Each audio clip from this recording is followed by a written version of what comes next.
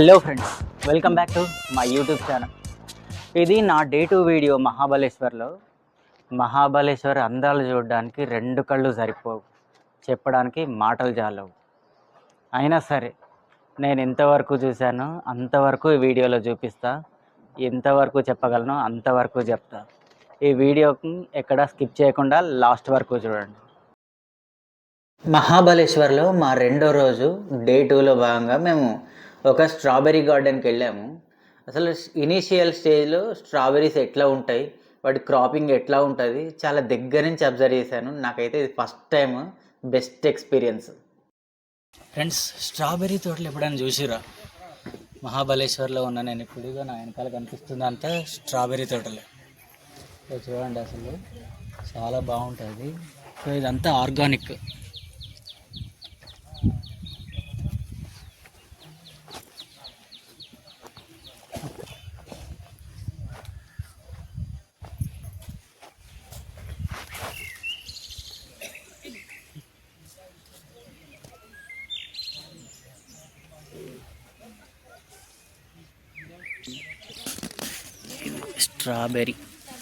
Strawberry so చూడండి, fresh strawberry, ఇంకా cut కూడా చేయలేదు అసలు.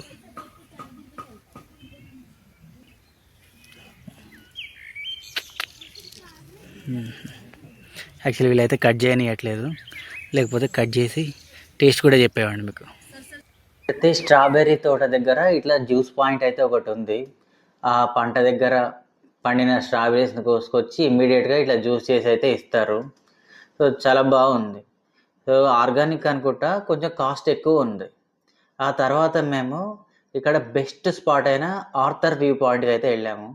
చూడండి నేచర్ ఎంత బాగుందో అసలు ఆర్థర్ వ్యూ పాయింట్లో. సో చాలా బాగుంది. అసలు సెల్ఫీ దిగుదామంటే చిన్న గ్యాప్ కూడా దొరకట్లేదు మాకు. ఆల్మోస్ట్ ఇక్కడ ఒక హాఫ్ అన్ అవర్ వెయిట్ చేసాం. ఎంత క్రౌడ్ ఉంది. సో వస్తూనే ఉన్నారు.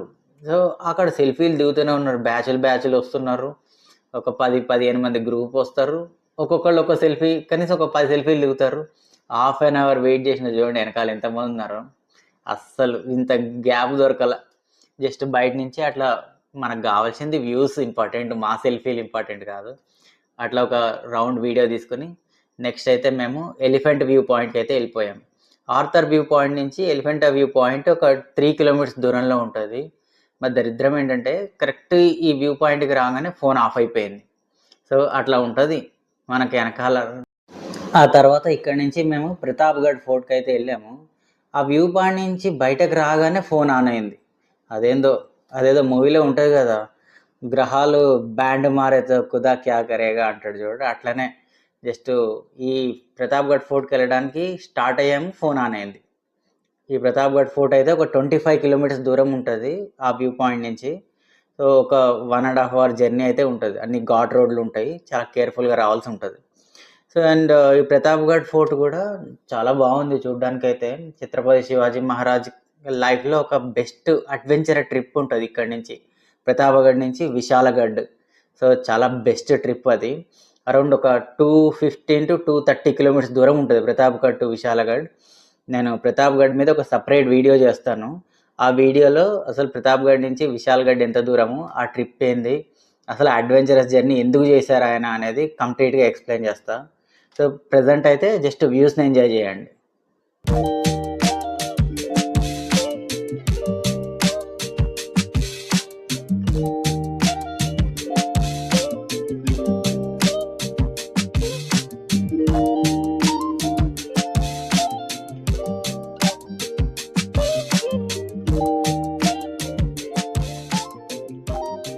ఈ కోటను పూర్తిగా ఎక్స్ప్లోర్ చేయడానికి 2 అవర్స్ నుంచి 3 అవర్స్ టైం అయితే పడుతుంది. మేము సింపుల్గా 1.5 అవర్లో కంప్లీట్ చేసుకుని రిటర్న్ మహాబలేశ్వర్ అయితే వెళ్ళిపోయాం. మేము మహాబలేశ్వర్ వెళ్ళిన తర్వాత ఫస్ట్ చూసింది పెన్నా లేక్. ఫ్యామిలీస్తో వెళ్తే ఈ లేక్ దగ్గర చాలా బాగా ఎంజాయ్ చేస్తారు. పిల్లలు ఉంటే వాళ్ళు ఇంకా బాగా ఎంజాయ్ చేస్తారు. చూడండి, ఈవినింగ్ టైంలో వెళ్ళాము, చాలా క్రౌడ్ ఉంది. సో ఎస్పెషల్గా ఫ్యామిలీస్. ఇక్కడ లైన్ చూస్తున్నారా, ఎక్కడి నుంచో ఉంది లైను.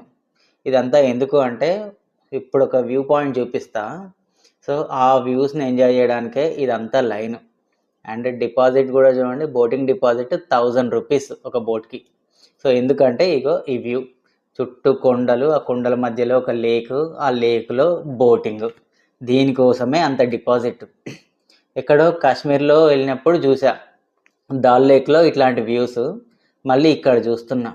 సో చాలా కపుల్ ఫ్రెండ్లీ నేచర్ ఉన్న ప్లేస్ ఇది. మహాబలేశ్వర్ని చూడాలి తప్ప అసలు మాటలు సరిపోవు చెప్పడానికైతే. ప్రతి చోట సెల్ఫీ పాయింట్స్ ఉన్నాయి. వింగ్స్తో ఉన్నది ఒకటి, లవ్ షేప్తో ఉన్నది ఒకటి, ఇట్లా సెల్ఫీ స్పాట్స్ ఉన్నాయి.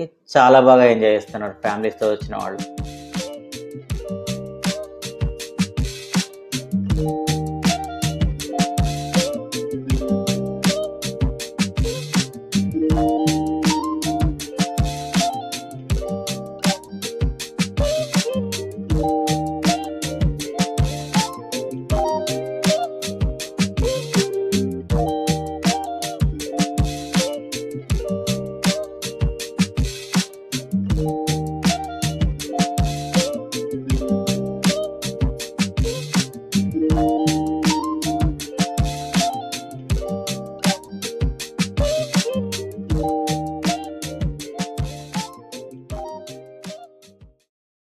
ఈ లేక్ బయట స్ట్రీట్ ఫుడ్స్ అయితే చాలా ఉన్నాయి. మహారాష్ట్ర స్పెషల్స్ చాలా ఉన్నాయి.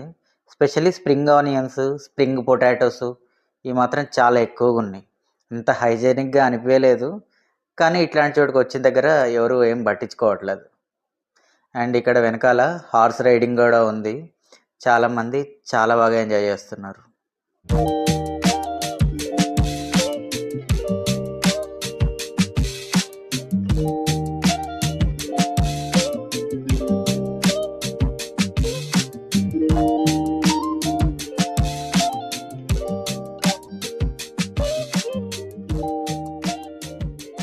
ఆ తర్వాత ఇక్కడ పారాగ్లైడింగ్, గోకార్టింగ్ ట్రై చేద్దాం అనుకున్నా.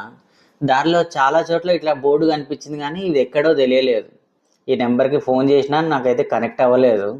తర్వాత లోకల్ పబ్లిక్ చెప్పారు, ఇక్కడ నుంచి ఒక 15-20 కిలోమీటర్ దూరంలో పంచగని అని ఒక ప్లేస్ ఉంటుందంట. అక్కడ ఈ పారాగ్లైడింగ్, గోకార్టింగ్ ఉంటాయి. మన టువర్డ్స్ పూణే వచ్చే రూట్లోనే ఉన్నాయి. నేను అంతగా చూసుకోలేదు. అండ్ మేము వెన్నా లేక్ని ఎక్స్ప్లోర్ చేసి బయటకు వచ్చేసరికి ఈవినింగ్ 4:30 అయిపోయింది. సో ఆ టైం తర్వాత ఎట్లాగూ ఇవన్నీ క్లోజ్ చేసేస్తారు, ఈ యాక్టివిటీస్, అడ్వెంచర్స్ అని ఇంకా లైట్ తీసుకున్నా. మీరు వెళ్తే మాత్రం ఖచ్చితంగా ట్రై చేయండి. సో మాకు ఇవన్నీ యాక్టివిటీస్ కంప్లీట్ చేసుకునేసరికి నైట్ అయిపోయింది. రిటర్న్ పూణే జర్నీ స్టార్ట్ చేసేసాం. దారిలో డిన్నర్ చేద్దామని ఒక హోటల్ దగ్గర ఆగాము. సో ఈ హోటల్లో ఇట్లా బ్లాక్ అండ్ వైట్ ఫొటోస్ ఉన్నాయి, ఎర్లియర్ మహాబలేశ్వర్ ఎట్లా ఉండేది అని చెప్పి. సో ఇది ఒక హోటల్ కమ్ ఎగ్జిబిషన్ మహాబలేశ్వర్లో, మీన్స్ వీళ్ళ హోటలే ఇది. సో బిఫోర్ ఎట్లా ఉందనేది ఒక 5-6 ఫోటోలు పెట్టారు. అండ్ మేము వెళ్ళేటప్పుడు అయితే తుల్జా భవాని ఏదో జాతర జరుగుతుందంట. ముందు ఒక వ్యాన్ వెళ్తుంది, అమ్మవారు సేఫ్గా వెళ్ళండి అని చెప్తున్నట్టు. అండ్ పూణే వచ్చిన తర్వాత నాకు బాగా నచ్చింది ఈ టన్నెల్ జర్నీ. సో ఈ టన్నెల్లో వెహికల్స్ వెళ్తుంటే ఆ గాలి సౌండ్ వస్తుంది, అసలు గూస్ బంప్స్ వచ్చింది.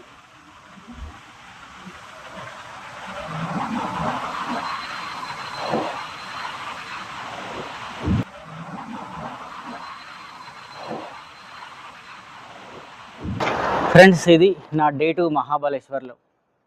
మోస్ట్లీ కొన్ని ప్లేసెస్ అయితే మిస్ అయిపోయినాయి, పర్వాలేదు. నెక్స్ట్ టైం మళ్ళీ మహాబలేశ్వర్ వచ్చినప్పుడు అవన్నీ కవర్ చేస్తాం. లైఫ్ ఏమీ షార్ట్ కాదు, ఇంకా చాలా లైఫ్ ఉంది నాకు. నెక్స్ట్ టైం డెఫినెట్గా మహాబలేశ్వర్ వస్తా, అన్ని ప్లేసెస్ కవర్ చేస్తాం. ఈ వీడియో మీకు ఎలా అనిపించిందో కామెంట్ బాక్స్లో కామెంట్ చేయండి. అంతవరకు వీడియోని లైక్ చేయండి, షేర్ చేయండి, సబ్స్క్రైబ్ చేయండి. పక్కనే ఉన్న బెల్ ఐకాన్ కూడా క్లిక్ చేయండి.